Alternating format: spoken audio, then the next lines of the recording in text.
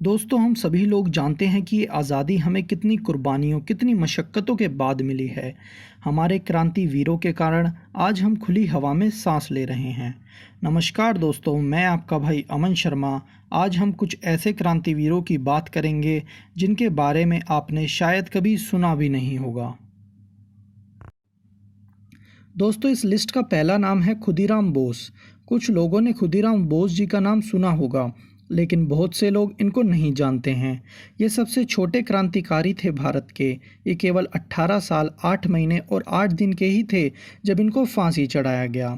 इनका जन्म 3 दिसंबर 1889 बंगाल में हुआ। इन्होंने अपने मित्र प्रफुल्ला जी के साथ मिलकर डिस्ट्रिक्ट जज मिस्टर किंग्सफोर्ड को मारने का प्लान बनाया, लेकिन दुर्भाग्य से उनकी जगह 2 ब्रिटिश विमेन की हत्या हो गई।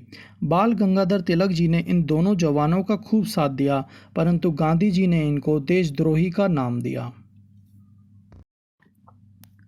लिस्ट का दूसरा नाम बिनोय बादल दिनेश। दोस्तों, इनका पूरा नाम बिनोय बासु बादल गुप्ता और दिनेश गुप्ता था। बिनोय बासु 22 साल के थे, बादल 18 साल, दिनेश 19 साल के थे। बिनोय बासु सुभाष चंद्र बोस की आर्मी में ही थे। उन्होंने एक ब्रिटिश के पुलिस अधिकारी को गोली मारी थी। किस्सा यहीं ख़त्म नहीं हुआ दोस्तों। बादल गुप्ता और दिनेश गुप्ता के मन में जल रही आज़ादी की चिंगारी अभी बाकी थी। बादल गुप्ता और दिनेश गुप्ता ने अंग्रेज़ों की राइटर्स बिल्डिंग दफ्तर में घुसकर general of police colonel NS Simpson को गोली मार दी थी। जब बहुत ज़्यादा अंग्रेज़ों का आतंक बढ़ गया और इनको खोजना चालू कर दिया, तो बिनोय बासु ने साइनाइड पिल खाकर आत्महत्या कर ली और बादल अपने आप को गोली मारकर शहीद हुए।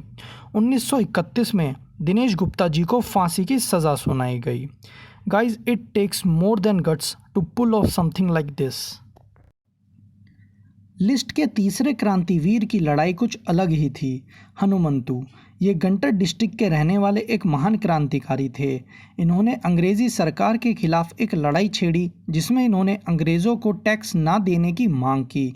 इसी दौरान इनको कई बार सलाखों के पीछे रखा गया, लेकिन इन्होंने कभी हार नहीं मानी। शहीद होने से ठीक पहले इन्होंने अंग्रेज़ सरकार से 3 सवाल पूछे, और वो थे: क्या आपने कभी ज़मीन जोती है? क्या आपने अपनी ज़िंदगी में कभी एक पौधा भी लगाया है? आखिर क्यों दूं मैं आपको अपनी ही चीज़ों का कर, यानी कि टैक्स। विशाखापट्टनम के रहने वाले सीतारामा राजू ने आदिवासियों के लिए लड़ाई लड़ी, तभी से इन्हें हीरो ऑफ द जंगल बोला जाने लगा। रंपा रिबेलियन ऑफ 1922 एक लड़ाई लड़ी गई रामा इलाके में, जो कि पहाड़ों और जंगलों का इलाका था। ये लड़ाई इसीलिए थी दोस्तों, क्योंकि वहाँ पर बहुत ही ज़्यादा मात्रा में पेड़ों को काटा जा रहा था, जिसकी वजह से डिफॉरेस्टेशन हो रहा था। इस लड़ाई में भी सीतारामन राजू का बहुत बड़ा योगदान रहा।